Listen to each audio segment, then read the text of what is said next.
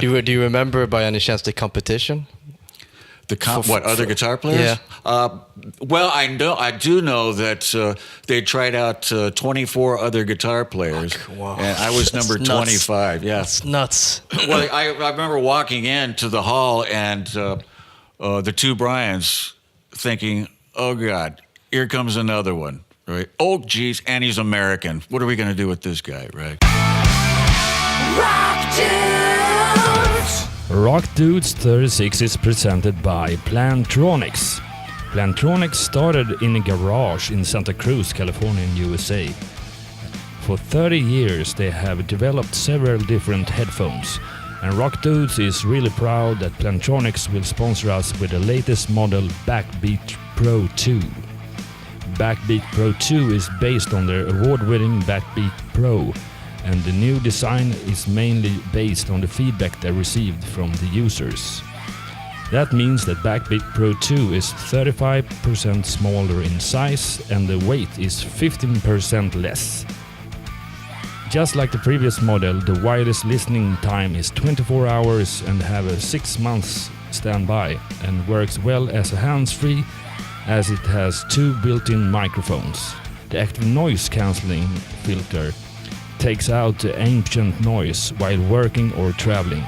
Incredibly nice when you want to disappear into the music. It also has a built-in smart sensors that detect when you take off the headphone and then pause and then resume the music for you automatically. Another great feature is the open mic position, as the touch of the button turns the ANC set and instead boosts the sound from the environment around you. And welcome to Rock Dudes 36 and a new international episode. And the guests this time are Scott Gorham and Damon Johnson from Black Star Riders. Black Star Riders was created 5 years ago. The members was more or less the same as in the touring version of Thin Lizzy. Scott and Damon will tell you later why they started a new band instead of continuing with Thin Lizzy. Scott Gorham is one of the most contributing musician in Thin Lizzy besides Phil Lynott. He has become a real rock legend. The interview was really interesting and Scott was really happy to tell a lot of stories from the early Thin Lizzy days. Damon was the latest one to joining Thin Lizzy, and that was a really cool thing for him because they have been one of the biggest idol and inspirations. In January 2017, Black Star Riders will release a new album called Heavy Fire, and they will of course talk about that in this episode.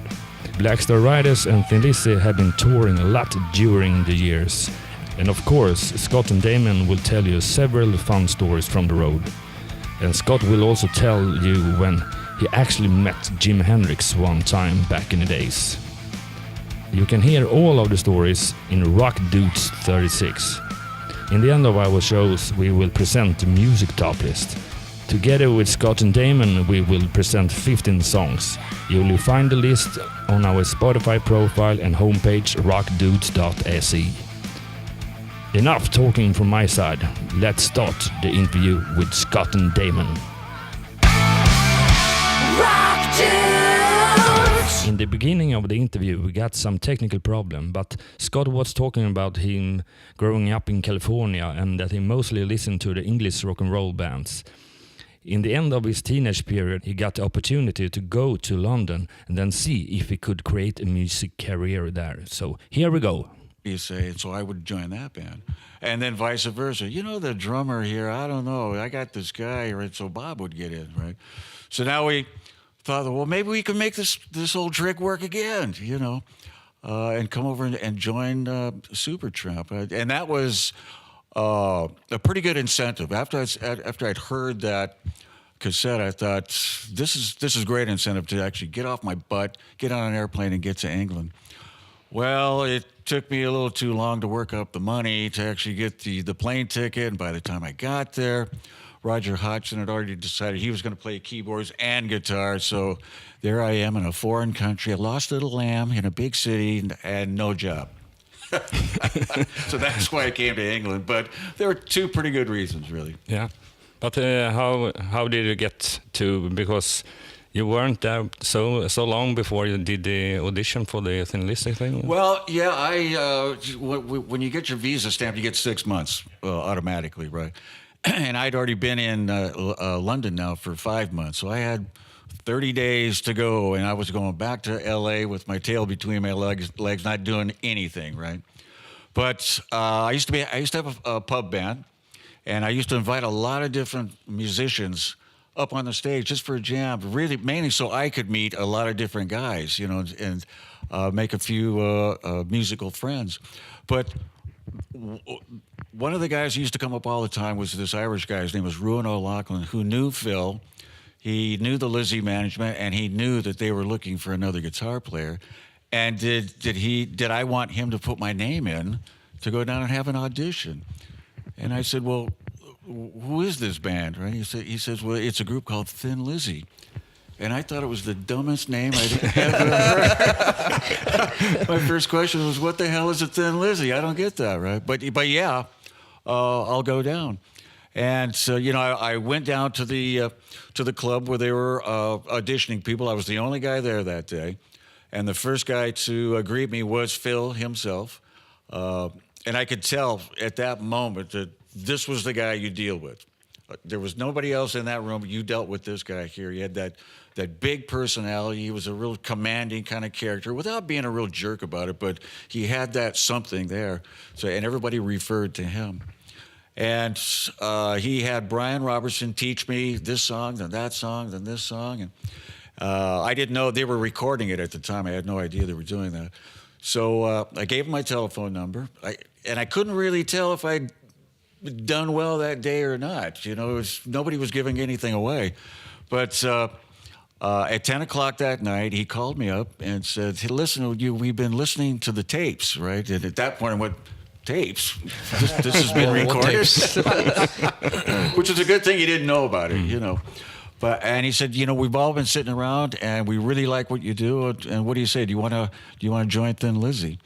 And if I could have jumped down the phone at that point, I would have, because what I heard that day, I was actually in love with it. You know, the power and the character of the songs and the character of the people. I really wanted to be part of this thing. And here's this guy, Phil, asking me if I wanted to be a part of it. So, and I said yes.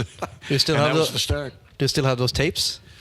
You know, that would be great. I've been asked that before. Wouldn't that be cool if you could actually see what made them, you know, want to get me in the band? But unfortunately, no. They've probably been oxidized and turned to dust by now. Do you remember which songs they were playing? You were playing Thin Lizzy songs from the beginning, or? I know one of the songs was called Philomena. I think another one, I think we actually did Suicide on the day. Oh, wow. Right? Wow. That's crazy. And those are the only two I can actually remember doing. I mean, everything was going really quick that day. You know, everything was like a blur, so I'm amazed that I remembered those two songs. Do you remember by any chance the competition? Other guitar players? Yeah.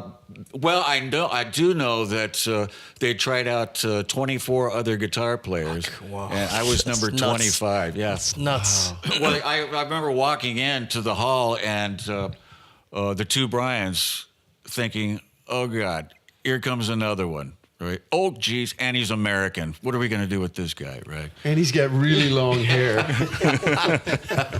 So I think you stood out a little bit based on, of course, your guitar skills and all that, but since you were... Probably. You know, I was a little bit different. Yeah. And I think Phil really liked different because he was a little different himself. Yeah. So I think that probably had something to do with it also. Yeah. Impressive. I think it was just because Phil likes hot chicks and Scott looked like a hot chick. That's a common goal. Ass, man. Wow, That's a compliment, brother. Tits and ass, there you go. Yeah. Seems like an ongoing theme here, especially on Black Star Ride as well. Maybe you took something from Thin over to your project. Yeah. But seeing that it's a bit diverse in terms of members, all parts, who would you say is the band leader here on Black Star? Is it? If I ask this question to Scott, I don't know. It seems pretty democratic, really. What's going on right now is the bulk of the songwriting. It goes to Ricky and Damon with me adding color bits and riffs and all that kind of thing. So do we call the main songwriters the leaders? I don't know. It seems pretty democratic, really. Yeah, I think it's a unique situation because, as I said earlier, everyone has had fairly diverse careers, has been a member of several different bands in some form or another. I do know that, all of us, Scott, myself, Jimmy, and Robbie, we definitely defer to Ricky a lot. Ricky is the guy is such a star. Like, he's such a strong presence on the stage. He's a strong presence in the studio, off the stage. There's a great respect for him. The guy's super disciplined. He's in the gym every day. He's running. He's writing constantly. It certainly has inspired us to be more.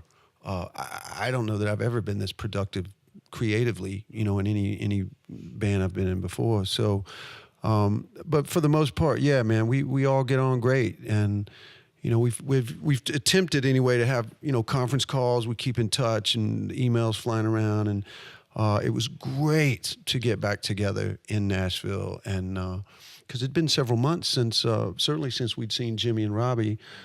Scott and I did a handful of Thin Lizzy festival dates this year, but there was no Black Star Riders activity. We just wanted to focus on the songwriting, so we had a great time in Nashville for sure. Yeah, I remember I met you, Damon, in Barcelona festival with the anniversary, 30 years of Thin Lizzy, right? That's exactly right. You were there, and let's see, was Rainbow on that? Were they in Barcelona? I don't think they were. That No. was a Slayer and Yeah, That's right. that was a heavy package for real. Yeah, Twisted Sister was. Yeah, that they were night? headlining. Yeah, Yeah. was Whitesnake there? yeah. I Yeah. think they were. Yeah. They were. They're Did everywhere. you catch it? Of course. Did you check out any of the bands as well playing at the festival? We were friends with so many of those bands. I Yeah. know Scott and I had a moment that we talked to Dee Snider. We're great friends with all the Whitesnake guys because we had just done a tour with them and Black Star Riders at the end of 2015. It was Def Leppard, Whitesnake, BSR. So, man, it's And it was a really hot day, wasn't it? Barcelona was It hot. You was, just yeah, kind of yeah. wanted to get your dress and sit in front of the fan. I'll listen from here. We've toured with all of those guys for a long, long time anyway, so you don't really need to go up every time course they not. play. Every once in a while you still go up and have a look and see what's going on, see how the audience is reacting and all that. But like I said, we've been friends for like decades, so to go up every time that they play is. I still love to watch Tommy Aldridge play the drums. Yeah. Scott had the great experience of playing with Tommy because he was in 5 Thin years. Lizzy for a while. 5 years. Yeah, so It's fun to watch. I mean, with the hair and all. the guy's just a He's never going legend. to cut that hair. How old is he though? I mean, Ooh, that's the great secret. Because he feels like he's young as hell when like playing the drums. He's very fit. The guy is such a legend. Whenever I watch him play, the thing that I keep focusing on is I just try and quantify the influence he has had on so many drummers since him. Tommy Lee wouldn't play like he does if it weren't for Tommy Aldridge. I'm not like Mr. Drum Nerd, but certainly all the guys I grew up with and some of the early bands that I was in, he was the top of the list. John Bonham, Tommy Aldridge, those were the two guys. I mean, especially on that festival, they were televising everything on the backstage, so you could actually see the gigs, sitting down backstage drinking beer. And I noticed that they were focusing most on him, his drumming skills, playing, and not really on the single. He had a lot of screen time, to say the least. He's a fun guy to watch. That's the whole thing. No, he's a show within himself, He is. man. There's no Yes, doubt about absolutely it. is. He's fantastic. Oh, wow. Yeah, it's of course a lot of similarities between Thin Lizzy and Black Star Riders in everything. But how come the Black Star Riders started in the beginning?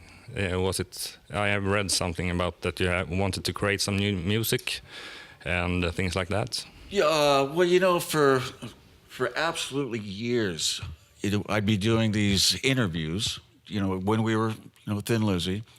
And I can guarantee you, for 4 years, one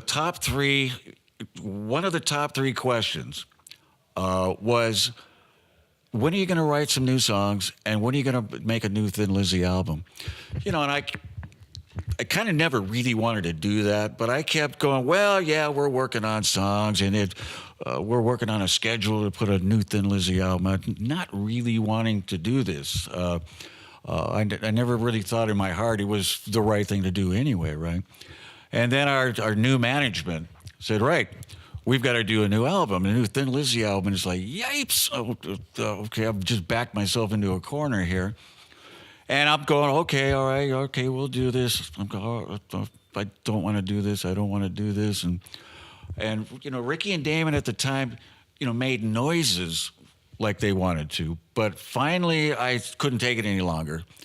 And I went to Ricky and Damon and I said, guys, listen, I'm having a hard time with this. I really, really don't think we should be doing this at all. And the expression on their faces was like relief. And I realized at that time we were all thinking the same thing, but nobody wanted to say it first, right? But we had all these songs written. Then what the hell are we going to do with the song? We really want to record these songs. What are we going to do, right? And was it Ricky or Adam that? Yeah, it was basically our manager, that said, well, the thing to do, guys, is let's come up with a new name, a new entity, and the heartbeat of the band would still celebrate the legacy and the history, that we were born out of. You got to remember that Ricky Warwick and I had only been in Thin Lizzy for about a year and a half, maybe 2 years for Ricky. He was there a little before me. And I just remember right when I had joined the band in the fall of 2011, there was some discussion about a new album. Well, I was very torn because half of me, as one of the greatest Thin Lizzy fans on the planet, was excited. I knew that I could bring something creatively as a songwriter and a guitar player. And the thought of having my name on a Thin Lizzy album, it was just, I'm still speechless. It's like, that's insane. But then the other half of me had the common sense to go, well, if I wasn't in the band and you came to me and said, hey, Thin Lizzy's going to put out a new album of new material and no Phil Lynott on it, I'm telling you, I wouldn't have wanted to hear it. I wouldn't wanted to know about it. So, as we kind of started to trickle out there, this discussion of a new Thin Lizzy album, the fan base was very divided and very vocal. They were either saying, great, we love it, that's exciting, or they were going, this is a terrible idea. We don't, we're not interested. And no one felt that more than Scott. I mean, he lives in London.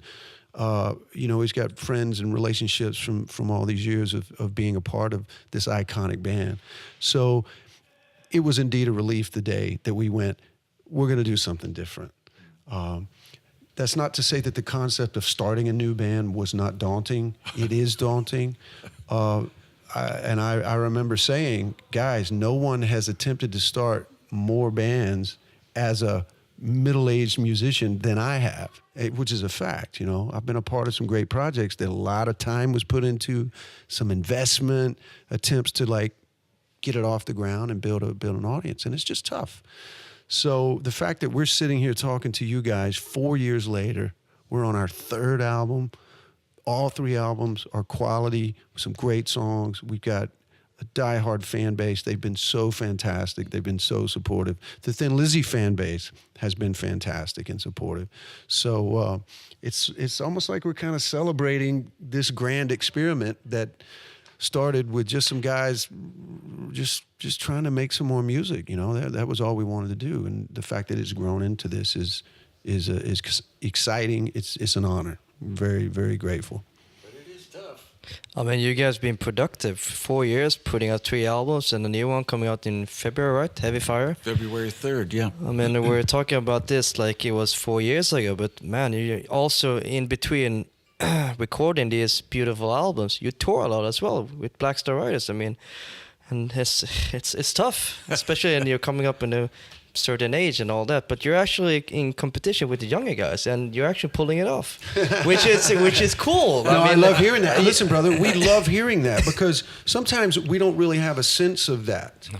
But then, when we sell as many albums as we have, when we sell as many tickets as we have, and then we get to do great interviews like this with you guys, and we see this interest in talking to the band and talking about the new music,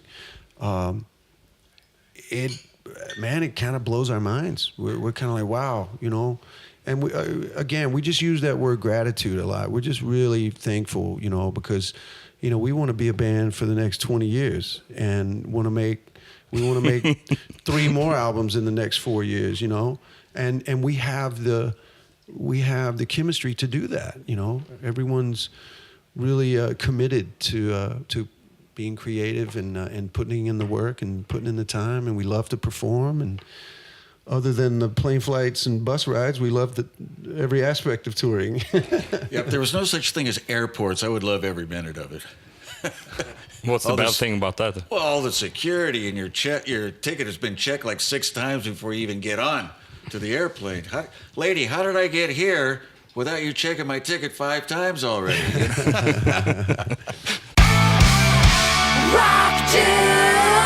If we talk a little bit about the new album, Heavy Fire, is it for you? Has it been any different way of producing it or creating it, like writing the songs and record it? Well, you know, I have always talked about how grateful Ricky and I are to Scott, that he's really given us a lot of latitude. He's given us a lot of trust to kind of run with the bulk of the songwriting ball. You know, Ricky and I both have been pretty productive songwriters over the last 25 years. So I want to believe that was part of what kind of fueled Scott's decision to want to make some new music anyways. He knew he had some guys in the band that together, you know, we could make some stuff happen. So in that respect, I mean, the new album was similar to the last 2. You know, Ricky and I come in with a lot of ideas, and to kind of get started with, Scott's always fantastic to come in with a half a dozen killer riffs that always either will inspire a brand new song or we'll find a place in an existing song, you know, to put that in there. And, you know, this is the second album now that we've had Robbie Crane in the band, and we couldn't be happier with his contribution, not just on the stage, but certainly in the studio as well. He also came in with a couple of great ideas that, you know, made the album this time also. So, you know, I guess in a way we just feel like we've kind of got our process down. And, you know, if we're back in the studio 10 months from now, it would probably be very similar, you know. But we certainly, you know, there's encouragement from all the guys to bring in, you know, there's no idea that we won't take a look at and bang around on it and see what we can turn it into. Where do you see the future with this album and afterwards? I mean, just touring or any specific goals? Well, in a realistic way, you know, we certainly see a fair amount of touring. Our goals may be unreasonable. You know, the goal would be, man, we'd love to go to South America. We'd love to go to Australia. We went to Japan on the All Hell Breaks Loose album. We'd love to go back there this time. I mean, we just feel like even though our sound is certainly rooted in classic rock, there's still a modern feel to it. And we get that reinforcement from your listeners. We get it from the fans on the street, even the people we've talked to this week. So in a way, it's kind of up to us. Like if we'll put in the time and get on those airplanes and go to these countries and play, you know, we could really kind of grow this thing even more. And certainly the United States is a priority as well. We got some things we're working on there, maybe in the later spring. But the first confirmed big dates is our UK tour that starts March the 2nd. I believe in Wales we'll start there, and that's going to be like 18, 20 dates. So we're very excited about that. It's a headline tour, I'm guessing? Headline tour, wow. And it's worth noting that we have your boys, Backyard Babies, on as a special guest. And we're honored to have them. Handpicked? Yeah, there's a great Scottish band called Gun. They're going to be on some of the dates. And then our friends, the Amorettes, are on a few dates as well. So we're stoked. It's going to be a great show. It's a crazy package. It is a crazy good, package. It's a bit of Swedish flavor to it as well. Some Swedish flavor on the Black Star Riders tour. And, you know, listen, those are real bands. Backyard Babies is fantastic. Gun, all of them. You know, we're going to have to step it up. We're going to have to bring our A game, and you know, we love that. We want to have that kind of inspiration and that push like that. So I think the ones that really are going to win are the fans. You know, they're going to get a great night of some rock music for sure. How does the set lists looks like nowadays with Black Star Riders on the tour? Is it still Too many songs to we've choose got, when we did the first Black Star Riders album, obviously we had one album, so we had to supplement the rest of it with Thin Lizzy songs, which I say we had to. I mean, it was fun playing all that stuff, right? But so then we get to the second album. Now we've got 2 albums. And as far as Thin Lizzy goes, that part of the set starts to shrink down quite a bit. So we've got album number 3, Heavy Fire, right? Now the Thin Lizzy contribution is probably quite significantly less this time around. What we're thinking of doing on this, Damon and I and Ricky, we've been kicking this around, is work up probably 6 Thin Lizzy songs, play 2 every night, but play 2 different ones in each city. So you never play the same 2 Thin Lizzy songs 2 nights in a row. So that's probably looks like a way we'll be dealing with that. Yeah, it's a good thing because you're still doing things with Thin Lizzy and now and then. Yeah, we have a unique situation now after these festival dates we did this year as Thin Lizzy. Now there's almost like an even broader distinction between Thin Lizzy and Black Star Riders, certainly now with the 3 albums worth of material. So I think the ultimate measurement is going to be the fans. If the fans say, hey, we'd love to hear more Thin Lizzy, then we're going to give them what they want because, we wouldn't be here if it weren't for them. The chatter that we're getting so far, they're very excited at the thought of, 75, 80 minutes of Black Star Riders, 5 or 10 minutes of Thin Lizzy. And, because they saw Thin Lizzy this summer. If they want to hear those great songs, man, they can hear, 20 great classic Thin Lizzy songs at that show. But now that, the attention has come back to BSR, I know that's what I would love to do, man. Yeah, I mean, to look at all 3 albums and go, yeah, let's pick 5 or 6 from this one, that's exciting, man. That's a lot of fun. Yeah, but it's pretty normal. There's a lot of bands out there doing covers from Thin Lizzy as well on the set list. So, well, see, maybe we get the other bands to do the Thin Lizzy covers. Yeah. I like that. Yeah. How has the reaction been seeing the Anniversary Festivals tour with Thin? Great. They were really, amazing. really great. We got Tom Hamilton from Aerosmith on bass, and Scott Travis from Judas Priest on drums. But then we got when we did the Swedish festival, we got Ian from Europe. Yeah. And he was great. I'm telling you, that guy can move, right? and the one thing that was great about Ian is we went into rehearsal and this guy made no mistakes at all. And this is on the drumming side. That's a tough gig. It's a really tough gig. So he did his homework in a really big way, and he really pulled it off. So we were all really proud of him on that. Just look back and good man. Did you ask for the position, or did you just handpick these guys, or how did it come about? Actually, I think we asked for them, didn't we? Yeah, really all of these guys, we knew that we wanted to fill those positions with some big names. We were celebrating, in essence, 40 years of the Jailbreak album, and then it had been 30 years since Phil Lynott had passed away. So it was a pretty substantial, what am I trying to say? Reason to go. Yeah, just kind of tribute, play, to both of those. So what an honor. Yeah. What an honor to have Scott Travis say, yes, I would love to. Tom Hamilton has played in one band his entire life, and that band is Aerosmith. So now when you go to Wikipedia, he's been in 2 bands. The other one is Thin Lizzy. That's nuts. For me, his resume just doubled. Guys, for me, I cannot tell you how incredible that was. I looked to my left and I got this guy who was a massive inspiration in my musical development. Then I looked to my right and he was this other guy that was a massive inspiration. I have some friends from school, my lifelong friends, they're sending me text messages like, fuck you, dude. You made it. Who gets to do that? That's insane. That's true. Obviously, you got skills as well. All right. So yeah, of course. It's good. Rock tunes. But regarding looking back at Thin Lizzy, what's the next step? Are you still going to do some more festival for next year? What, with Thin Lizzy? Yeah.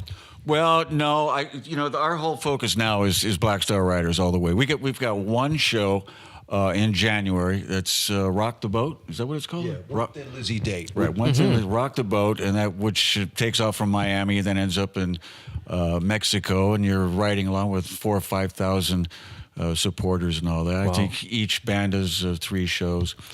So first- and that'll be it, right? There's no plans whatsoever to go out and do 4 or 5 month tours with Thin Lizzy. Our main focus now is Black Star Riders. I mean, the Thin Lizzy door is not shut by any means. If there's like a real special occasion to go out and play, 1 or 2 shows, you will definitely go out and do that. But the long tours, the Thin Lizzy tours, we're going to knock that on the head.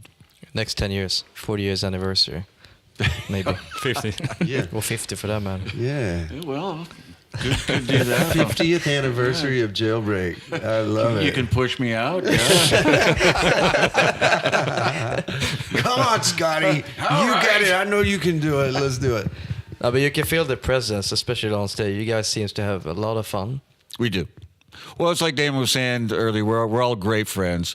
There's no prima donnas in the band. There's no separate airlines and separate hotels and separate buses. There's none of that going on, right? So it's a lot of fun. We all support each other on stage. The big thing about being on stage is being able to trust the guy on the left and the guy on the right. And if you can do that, then that's one of the recipes for success. I have a different story. Just talking in general of the different bands that's been going on strong. Killing Joke.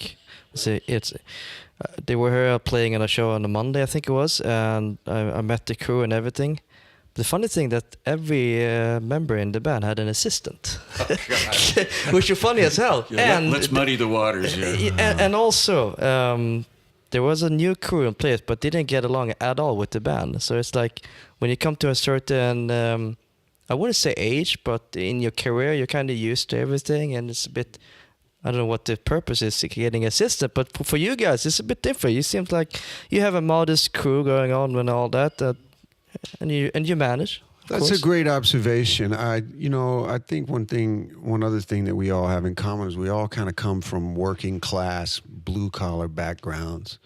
And, that kind of excess in spending and living and attitude and treatment of other people, that's just really not anything that any of us have ever subscribed to.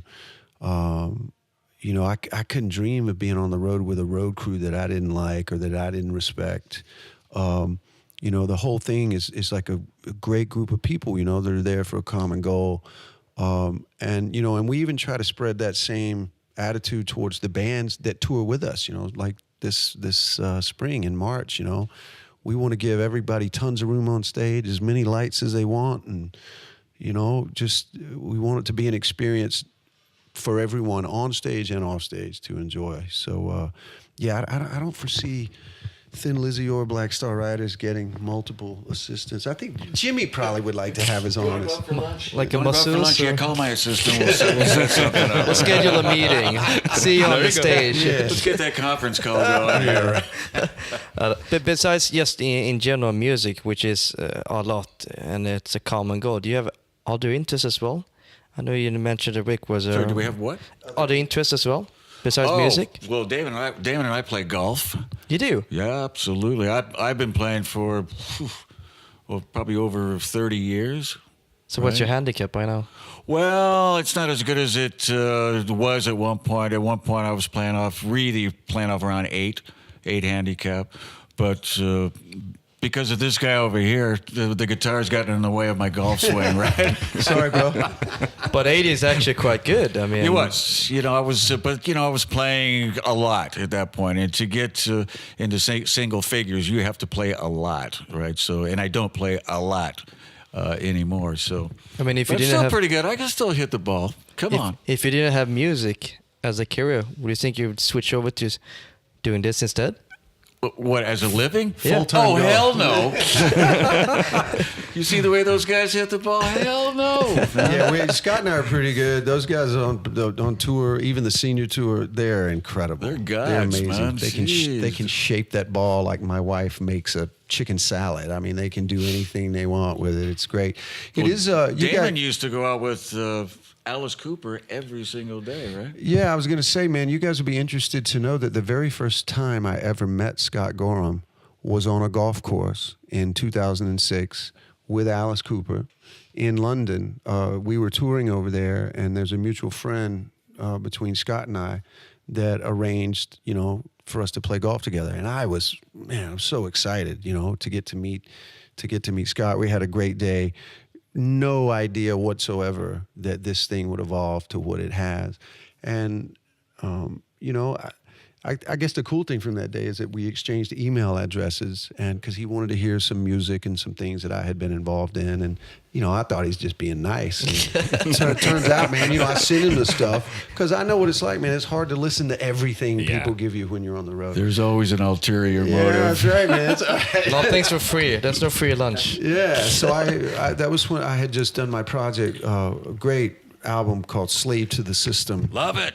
And I sent that to Scott, and he loved it. But, moved the clock ahead 5 years later, Thin Lizzy needs another guitar player. And it just so happens that both bands were on the same bill with Def Leppard, ironically in Dublin, Ireland.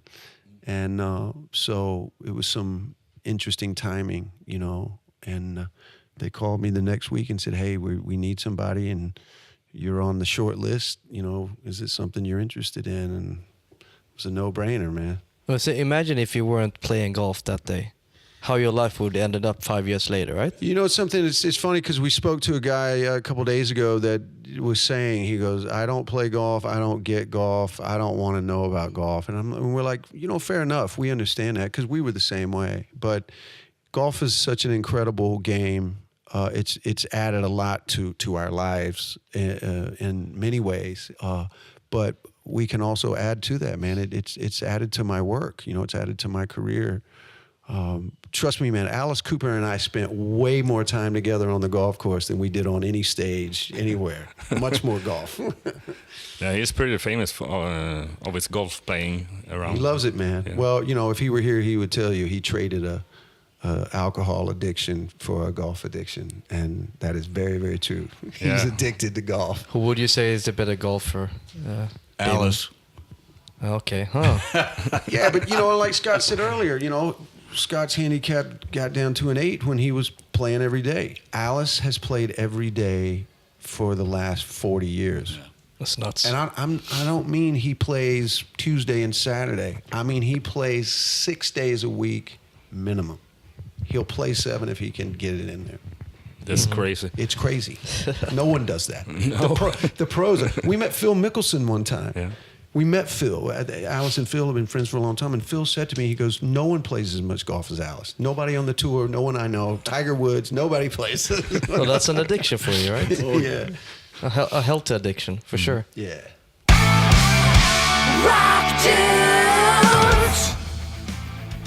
Now it's time for Rock Dude's 36 Music Top List. In the Music Top List we will present 15 songs divided into 1/3 each. Our guests Scott and Damon will start with their 5 songs, and then me and Ömer will tell our top 5. The Music Top List will be published on our Spotify profile and homepage rockdudes.se. We will start with your first song. For Scott and I to do a top 5 together, it's almost like a great respect to how much we love Stevie Ray Vaughan.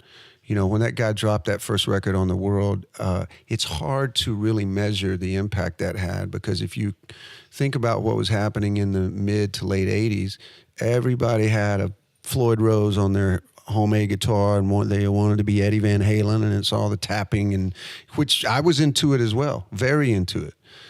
And Eddie's still maybe the greatest of all time. But man, for me, that record it was a game changer. It changed my whole way of listening, my whole way of looking at the fretboard.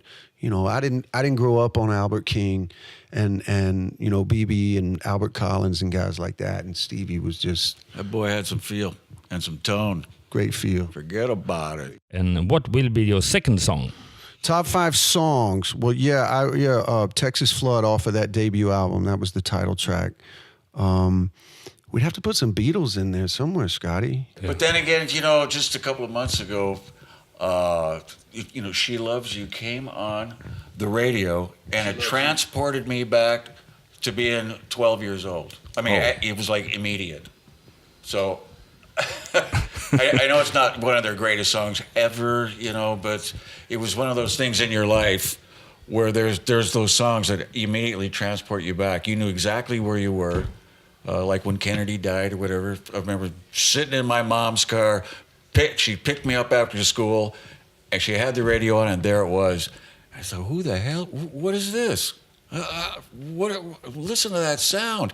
You know, now it's like such a simple sound. It's ridiculous, but back then, you know, 64? Yeah. Man, that was some new stuff, you know. And then we are in the middle of the list. So, Damon, which will be the third song? See, the Beatles made Scott want to pick up the guitar. For me, it was AC/DC. Well, now there's a generation gap, huh? Highway to Hell, absolutely in my top 5, no matter what. That song, that riff, Bon Scott's attitude on the vocals, Angus solo, Malcolm's rhythm playing.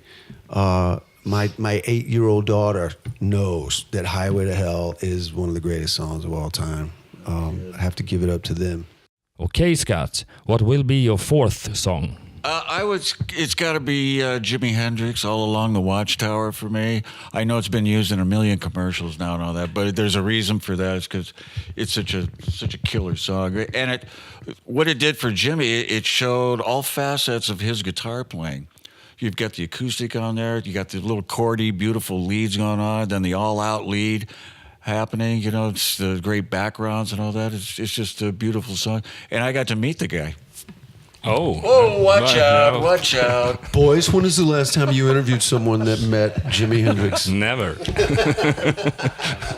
And it was purely by accident. We had he was playing up at a place called the Earl Warren Showgrounds in California, and we had absolutely no money at all.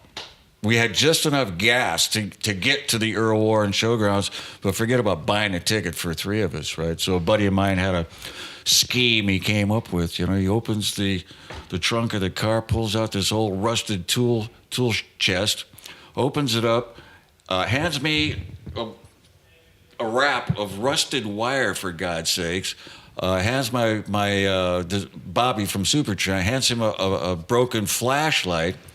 And Reed, the guy that coming up with the plan, he put his camera in this rusted tool chest, and he said, "All right, follow my lead. Don't say anything. Just follow my lead." And I'm thinking, what the hell's going on here? What are we going to be doing here? Walks up to this back door. Didn't say stage door or anything like this. Just bang, bang, bang. And this guy opens it up, big fat guy with the beard and hair down to his shoulders, and he's looking at us. He says, "Yeah." And he said, "Well," and Reed goes, "Yeah, well, we're with the electric company." And I said, "Really? The electric company?" He said, "Okay." He's going, "Okay." And he looks at us, and he's looking at the parking lot, and then looks at us and goes, "All right, come on in." And I go, "Really? This is security?" So we walk in. It's a dark corridor. We can't see anything. We don't know where we're going. We don't know where the stage is. But there's a light coming out of this doorway. So we dump all this stuff into this trash can, and we're making our way to this lit doorway.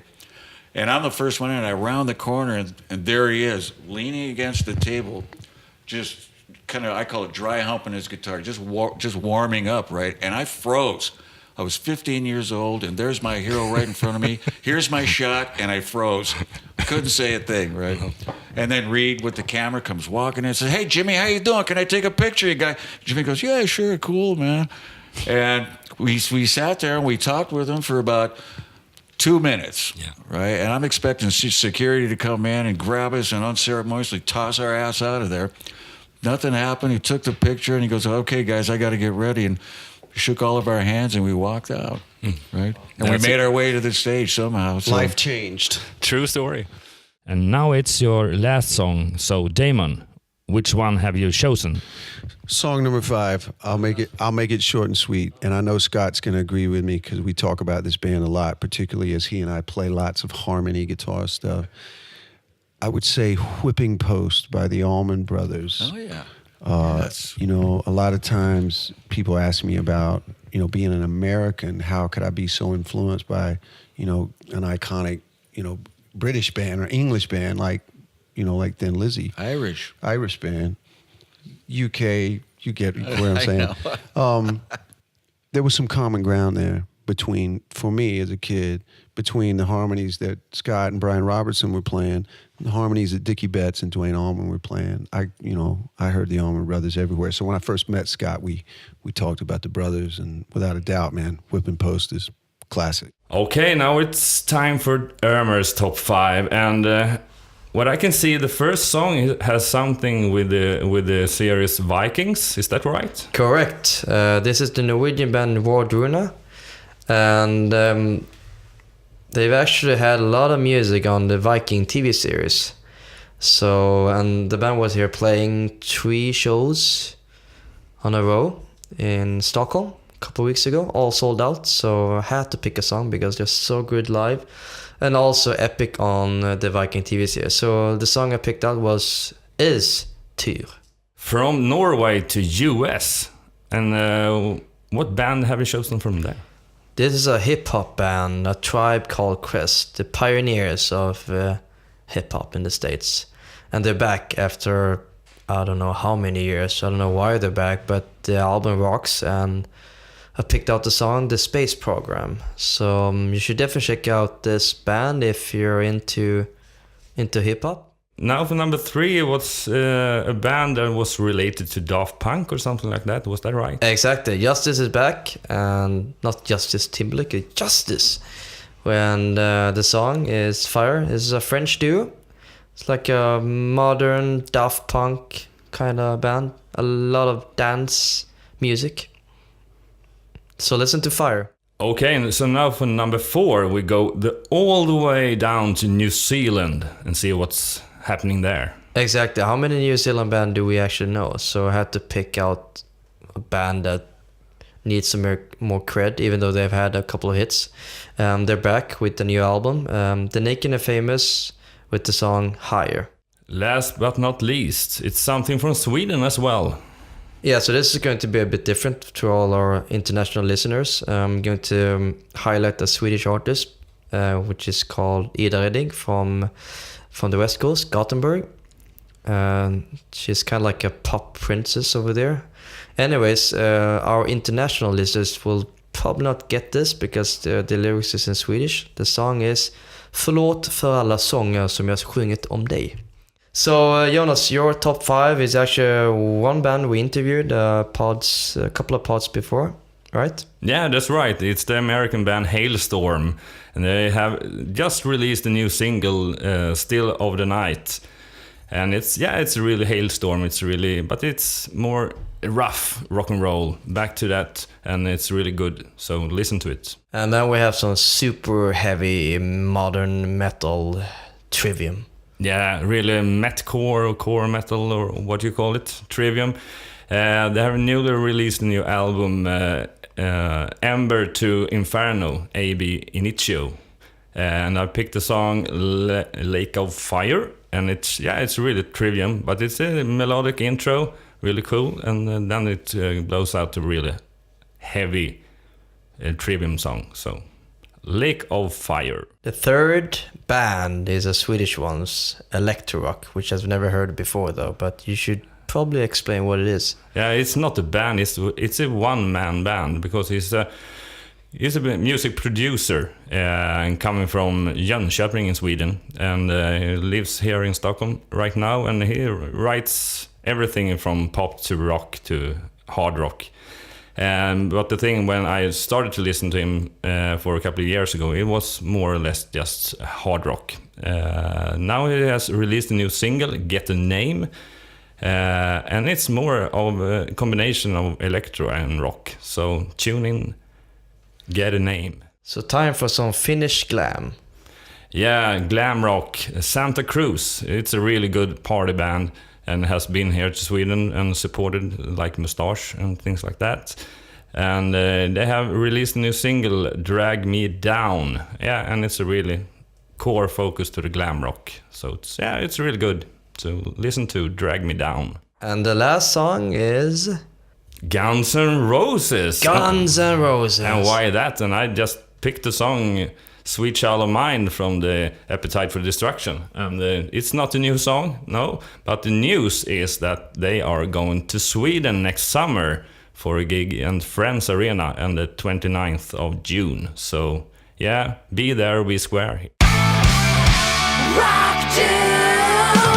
Okay, now it's in the end of this episode, and we will really thank you a lot. It was great talking to you guys. It's great to talk to you again. Thank you. Thank you so much for having us, you guys. On, I hope on the this pod is a again. tradition with every new Black Star Riders album that we get together. Hopefully. The next time around, we'll be here for the 4th album for sure. Hey, Hopefully next year. Good luck to you, I man. like the positiveness there. Keep it up. It's man. positive over here. Thanks, guys. Great, thanks. Thanks, sir.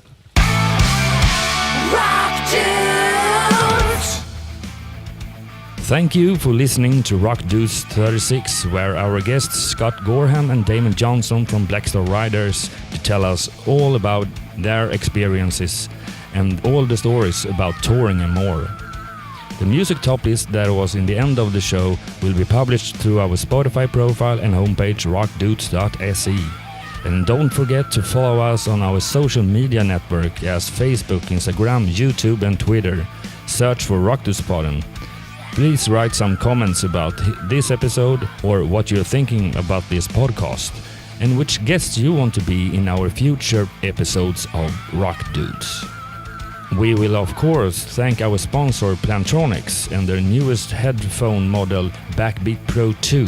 More information on plantronics.com. The jingle was recorded by Jonas Hermansson, Peter Månsson and Mia Colhart. And the interview was recorded by Jonas Löv and was edited by Endigo. The next episode, Rock Dudes 37, will be published the 30th of December, and the episode will be in Swedish and like a New Year special one, where we'll talk about all things happened during the year, and we will also do a presentation of ourselves and what we're doing besides doing this podcast. Don't miss that. Until then, rock on! Rock